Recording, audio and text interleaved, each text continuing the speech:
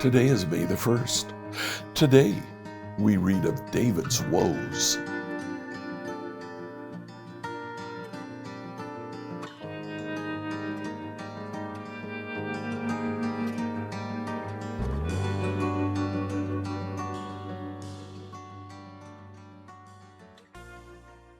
Today, as we read through the Bible in a year, let's read 2 Samuel chapters 13 through 15.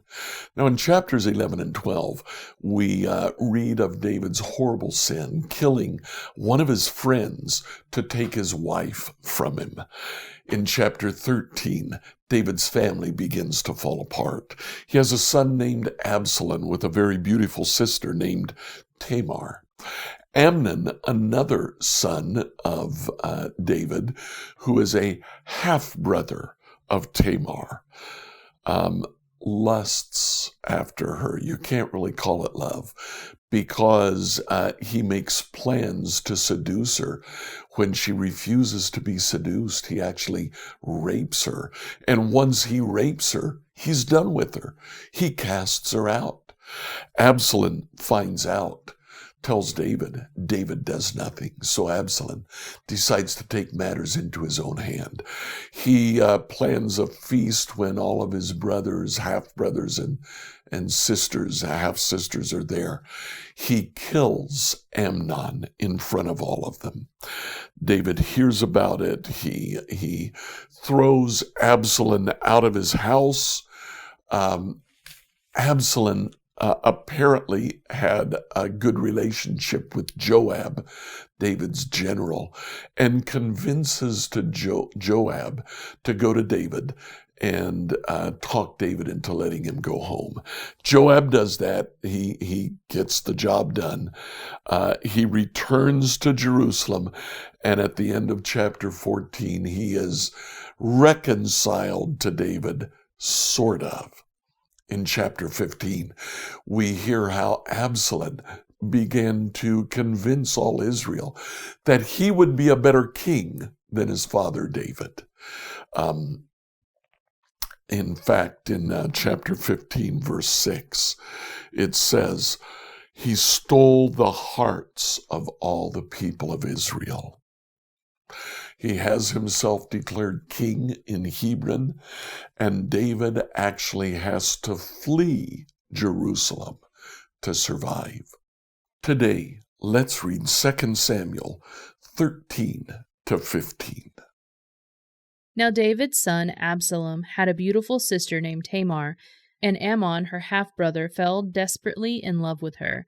Ammon became so obsessed with Tamar that he became ill. She was a virgin, and Ammon thought he could never have her. But Ammon had a very crafty friend, his cousin Jonadab. He was the son of David's brother Shimei. One day Jehonadab said to Ammon, "What is the trouble? Why should the son of a king look so dejected morning after morning?" So Ammon told him, "I am in love with Tamar, my brother Absalom's sister." "Well," Jehonadab said, "I'll tell you what to do. Go back to bed and pretend you are ill. When your father comes to see you, ask him to let Tamar come and prepare some food for you. Tell him you'll feel better if she prepares it as you watch and feeds you with her own hands." So Ammon lay down and pretended to be sick, and the king came to see him. Ammon asked, "Please let my sister Tamar come and cook my favorite dish as I watch. Then I can eat it from her own hands." So David agreed and sent Tamar to Ammon's house to prepare some food for him. When Tamar arrived at Ammon's house, she went to the place where he was lying down so he could watch her mix some dough. Then she baked his favorite dish for him, but when she set the serving tray before him, he refused to eat. "Everyone get out of here," Ammon told his servants. So they all left. Then he said to Tamar, "Now bring the food into my bedroom and feed it to me here." So Tamar took his favorite dish to him, but as she was feeding him, he grabbed her and demanded, "Come into my bed with me, my darling sister." "No, my brother," she cried. "Don't be foolish. Don't do this to me. Such wicked things aren't done in Israel. Where could I go in my shame, and you would be called one of the greatest fools in Israel? Please, just speak to the king about it. He will let you marry me." But Ammon wouldn't listen to her, and since he was stronger than she was, he raped her. Then, suddenly, Ammon's love turned to hate, and he hated her even more than he had loved her. "Get out of here," he snarled at her. "No, no," Tamar cried. "Sending me away now is worse than what you've already done to me." But Ammon wouldn't listen to her. He shouted for his servants and demanded, "Throw this woman out, and lock the door behind her." So the servants put her out and locked the door behind her. She was wearing a long, beautiful robe, as was the custom in those days for the king's virgin daughters. But now Tamar tore her robe and put ashes on her head, and then with her face in her hands she went away crying. Her brother Absalom saw her and asked, "Is it true that Ammon has been with you?" "Well, my sister, keep quiet now. Since he's your brother, don't worry about it." So Tamar lived as a desolate woman in her brother Absalom's house. When King David heard what had happened, he was very angry, and though Absalom never spoke to Ammon about this, he hated Ammon deeply because of what he had done to his sister. 2 years later, when Absalom's sheep were being sheared at Baal Hazor near Ephraim, Absalom invited all the king's sons to come to a feast. He went to the king and said, "My sheep shearers are now at work. Would the king and his servants please come to celebrate the occasion with me?" The king replied, "No, my son. If we all came, we would be too much of a burden on you." Absalom pressed him, but the king would not come, though he gave Absalom his blessing. "Well then," Absalom said, "if you can't come, how about sending my brother Ammon with us?" "Why Ammon?" the king asked, but Absalom kept on pressing the king until he finally agreed to let his sons attend, including Ammon. So Absalom prepared a feast fit for a king. Absalom told his men, "Wait until Ammon gets drunk. Then, at my signal, kill him. Don't be afraid. I am the one who has given the command. Take courage and do it." So, at Absalom's signal, they murdered Ammon. Then the other sons of the king jumped on their mules and fled. As they were on their way back to Jerusalem, this report reached David: "Absalom has killed all the king's sons. Not one is left alive." The king got up, tore his robe, and threw himself on the ground. His advisers also tore their clothes in horror and sorrow. But just then Jonadab, the son of David's brother Shimei, arrived and said, "No, don't believe that at all. The king's sons have been killed. It was only Ammon.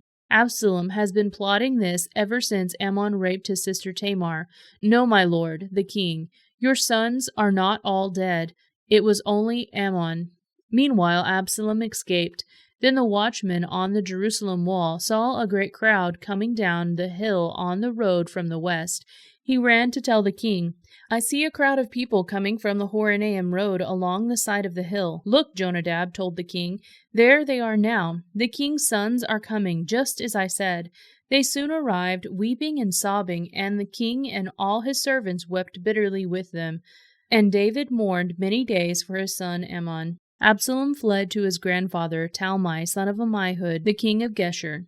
He stayed there in Geshur for 3 years, and King David, now reconciled to Ammon's death, longed to be reunited with his son Absalom. Joab realized how much the king longed to see Absalom, so he sent for a woman, Tekoa, who had a reputation for great wisdom. He said to her, "Pretend you are mourning, wear mourning clothes, and don't put on lotions. Act like a woman who has been mourning for the dead for a long time. Then go to the king and tell him the story I am about to tell you." Then Joab told her what to say. When the woman from Tekoa approached the king, she bowed with her face to the ground in deep respect, and cried out, "O king, help me!" "What is the trouble?" the king asked. "Alas, I am a widow," she replied. "My husband is dead. My 2 sons had a fight out in the field, and since no one was there to stop it, one of them was killed. Now the rest of the family is demanding, 'Let us have your son. We will execute him for murdering his brother.' He doesn't deserve to inherit his family's property. They want to extinguish the only coal I have left, and my husband's name and family will disappear from the face of the earth. "Leave it to me," the king told her. "Go home, and I will see to it that no one touches him."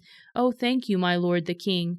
The woman from Tekoa replied, "If you are criticized for helping me, let the blame fall on me and on my father's house, and let the king and his throne be innocent."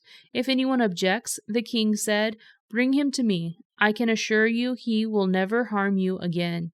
Then she said, "Please swear to me by the Lord your God that you won't let anyone take vengeance against my son.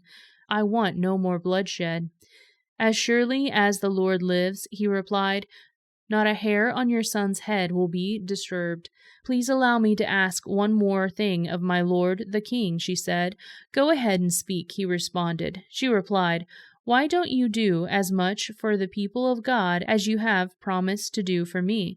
You have convicted yourself in making this decision, because you have refused to bring home your own banished son. All of us must die eventually. Our lives are like water spilled out on the ground, which cannot be gathered up again. But God does not just sweep life away. Instead, He devises ways to bring us back when we have been separated from Him. I have come to plead with my lord the king because people have threatened me. I said to myself, perhaps the king will listen to me and rescue us from those who cut us off from the inheritance God has given us. Yes, the Lord my king will give us peace of mind again. I know that you are like an angel of God in discerning good from evil. May the Lord your God be with you."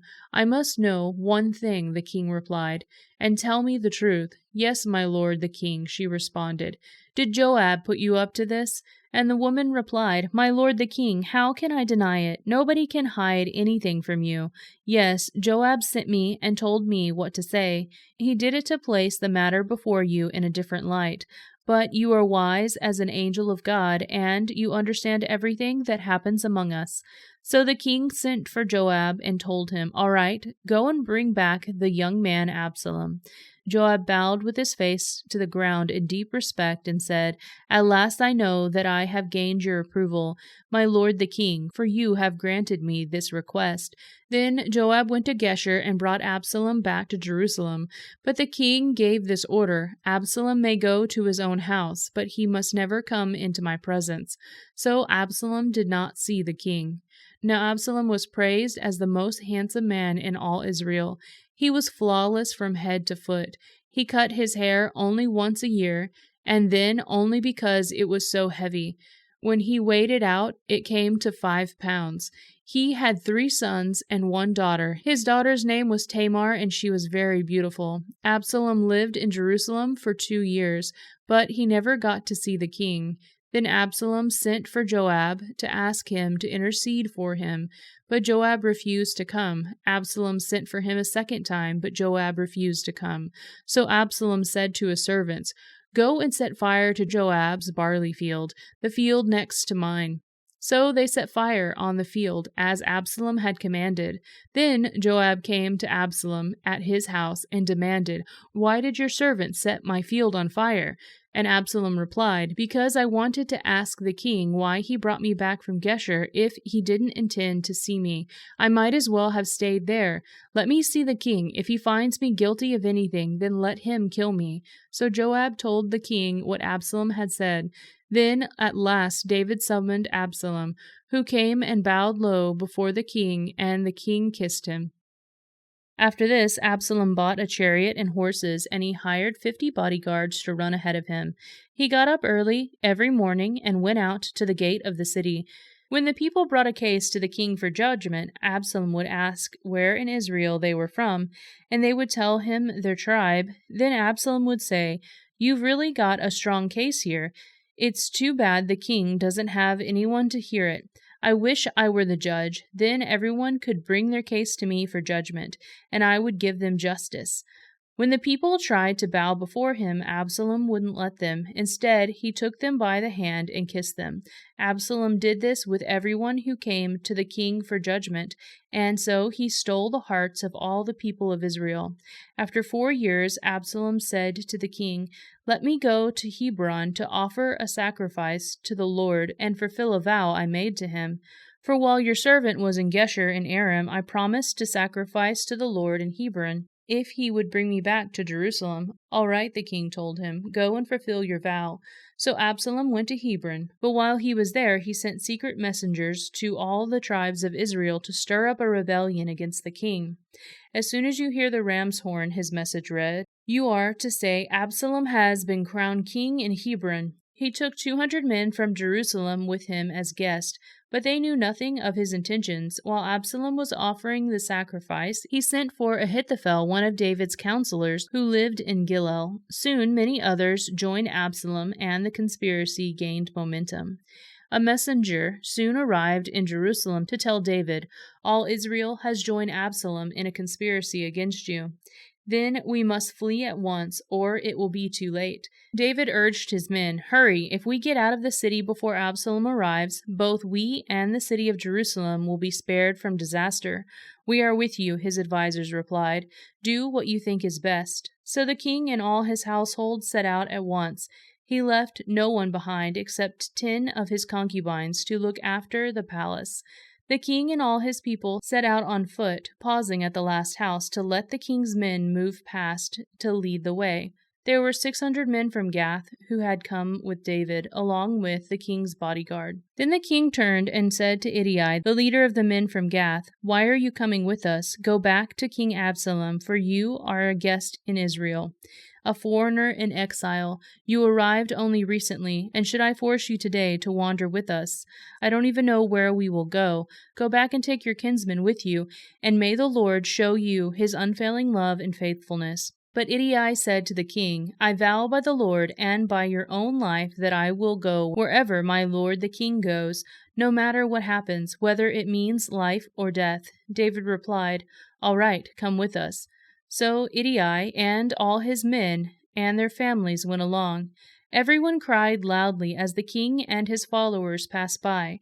They crossed the Kidron Valley and then went out toward the wilderness. Zadok and all the Levites also came along, carrying the Ark of the Covenant of God. They set down the Ark of God, and Abithiar offered sacrifices until everyone had passed out of the city. Then the king instructed Zadok to take the ark back into the city. If the Lord sees fit, David said, he will bring me back to see the ark and the tabernacle again. But if he is through with me, then let him do what seems best to him. The king also told Zadok, the priest, look, here is my plan. You and Abiathar should return quietly to the city with your son Ahimaaz and Abiathar's son Jonathan. I will stop at the shallows of the Jordan River and wait there for a report from you. So Zadok and Abiathar took the ark back to the city and stayed there. David walked up the road to the Mount of Olives, weeping as he went. His head was covered and his feet were bare as a sign of mourning. And the people who were with him covered their heads and wept as they climbed the hill. When someone told David that his adviser Ahithophel was now backing Absalom, David prayed, O Lord, let Ahithophel give Absalom foolish advice. When David reached the summit of the Mount of Olives where the people worshipped God, Hushai the Archite was waiting there for him.